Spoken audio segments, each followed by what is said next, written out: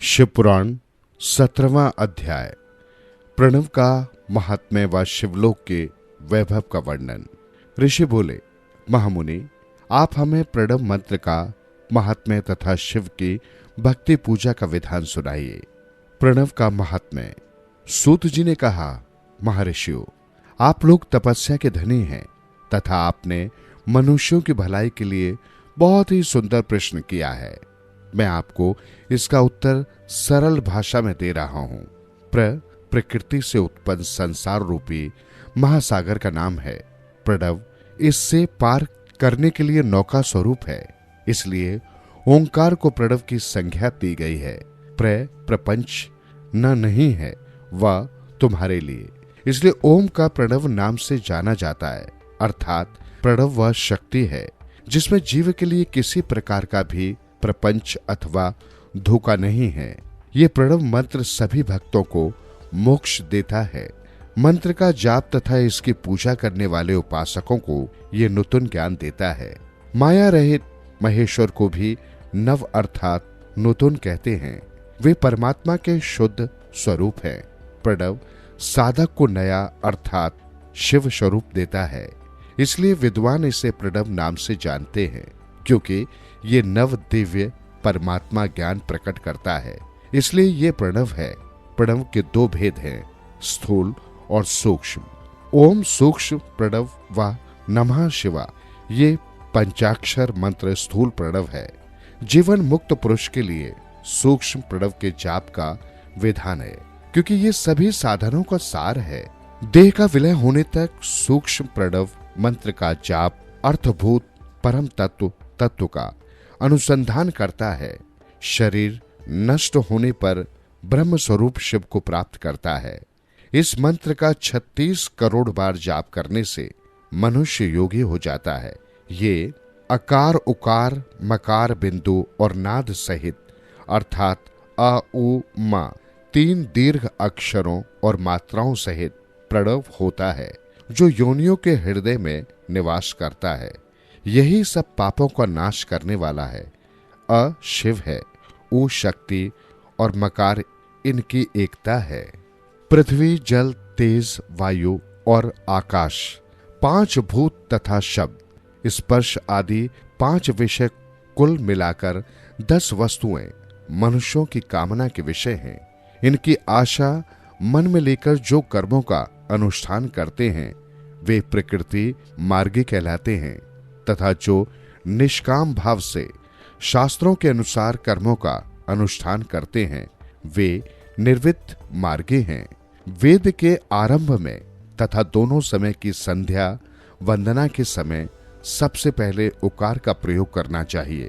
प्रणव को 9 करोड़ जाप से पुरुष शुद्ध हो जाता है, फिर 9 करोड़ जाप से पृथ्वी की, फिर इतने ही जाप से तेज की, फिर 9 करोड़ जाप से वायु और फिर 9 करोड़ जाप से गंध की सिद्धि होती है।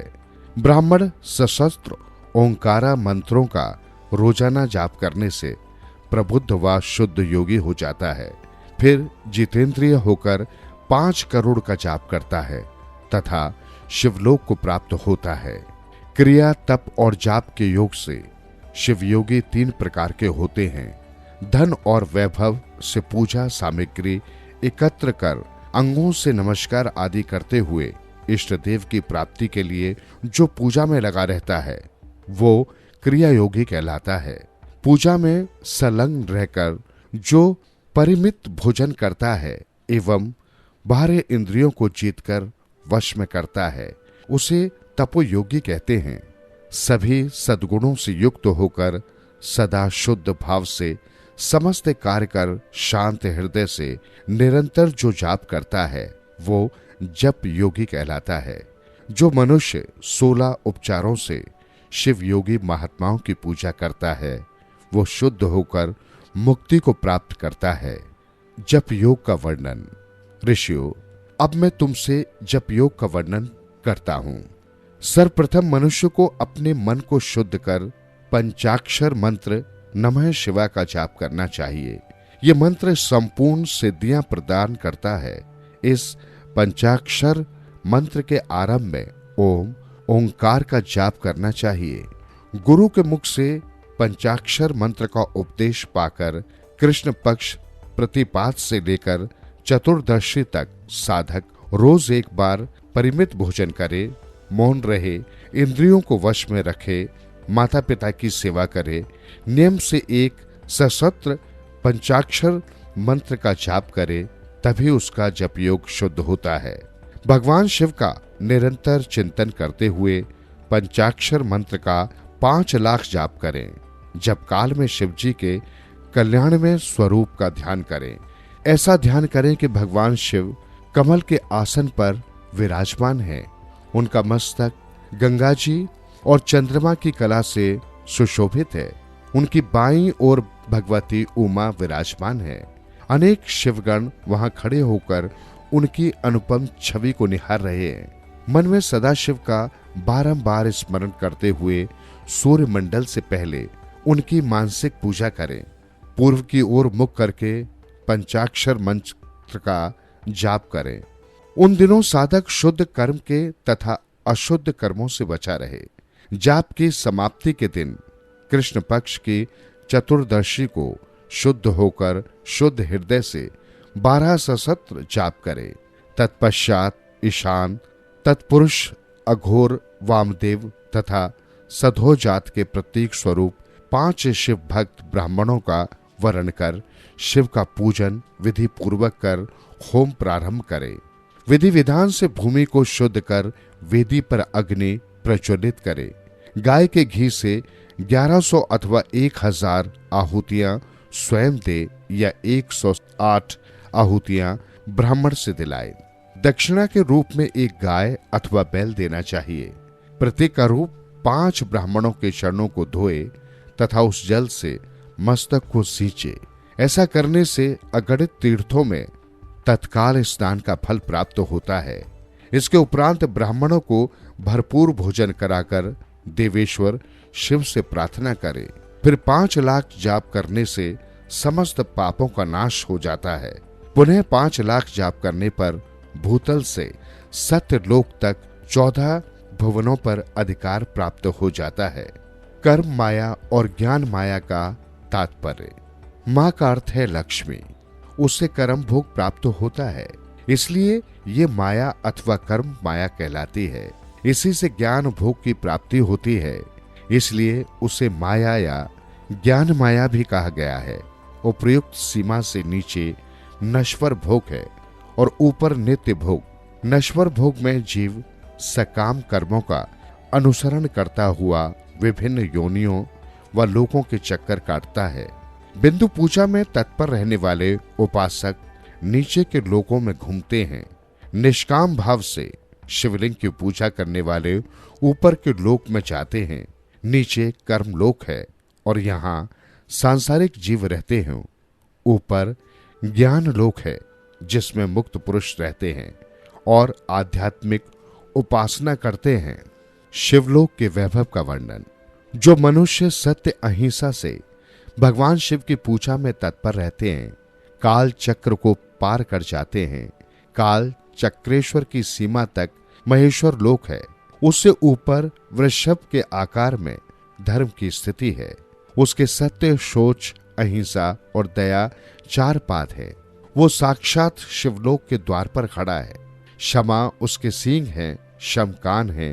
वो वेदन ध्वनि रूपी शब्द से विभूषित है। भक्ति उसके नेत्र व विश्वास और बुद्धि मन है। क्रिया आदि धर्म रूपी वृषभ है जिस पर शिव आरूढ़ होते हैं। ब्रह्मा, विष्णु और महेश की आयु को दिन कहते हैं। कारण स्वरूप ब्रह्मा के सत्य लोक पर्यंत 14 लोक स्थित है जो 5 भौतिक गण से परे हैं। उनसे ऊपर कारण रूप विष्णु के 14 लोक हैं तथा इससे ऊपर कारण रूपी रुद्र के 28 लोकों की स्थिति है। फिर कारणवेश शिव के 56 लोक विद्यमान हैं। सबसे ऊपर 5 अवरणों से युक्त ज्ञान में कैलाश है जहाँ 5 मंडलों, 5 ब्रह्मकालों और आदि शक्ति से संयुक्त आदि लिंग है जिसे शिवालय कहा जाता है। वही पराशक्ति से युक्त परमेश्वर शिव निवास करते हैं। वे सृष्टि पालन, संहार, तिरुभाव और अनुग्रह आदि कार्यों में कुशल हैं। नित्य कर्मों द्वारा देवताओं का पूजन करने से शिव तत्व का साक्षात्कार होता है। जिन पर शिव की कृपा दृष्टि पड़ चुकी है वे सब मुक्त हो जाते हैं। अपनी आत्मा में आनंद का अनुभव करना ही मुक्ति का साधन है। जो पुरुष क्रिया, तप, जाप, ज्ञान और ध्यान रूपी धर्मों से शिव का साक्षात्कार करके मोक्ष को प्राप्त कर लेता है, उसके अज्ञान को भगवान शिव दूर कर देते हैं। शिव भक्ति का सत्कार। साधक 5 लाख जाप करने के पश्चात भगवान शिव की प्रसन्नता के लिए महाभिषेक व नैवेद्य से शिव भक्तों का पूजन करे। भक्त की पूजा से भगवान शिव बहुत प्रसन्न होते हैं। शिव भक्त का शरीर शिव रूप ही है। जो शिव के भक्त हैं और वेद की सारी क्रियाओं को जानते हैं, वे जितना अधिक शिव मंत्र का जाप करते हैं उतना ही शिव का सामीप्य बढ़ता है। शिव भक्त स्त्री का रूप पार्वती देवी का है तथा मंत्रों का जाप करने से देवी का सानिध्य प्राप्त हो जाता है। साधक स्वयं शिव रूप होकर पराशक्ति अर्थात पार्वती का पूजन, शक्ति, बेर तथा लिंग का चित्र बनाकर अथवा मिट्टी से इनकी आकृति का निर्माण करके प्राण प्रतिष्ठा कर इसका पूजन करे। शिवलिंग को शिव मानकर अपने को शक्ति रूप समझकर शक्ति लिंग को देवी मानकर पूजन करे। शिव भक्त शिव मंत्र रूप होने के कारण शिव के स्वरूप हैं। जो 16 उपचारों से उनकी पूजा करता है उसे अभीष्ट फलों की प्राप्ति होती है। उपासना के उपरांत शिव भक्त की सेवा से विद्वानों पर शिवजी प्रसन्न होते हैं। 5, 10 या 100 सपत्निक शिव भक्तों को बुलवाकर आदर पूर्वक भोजन कराए।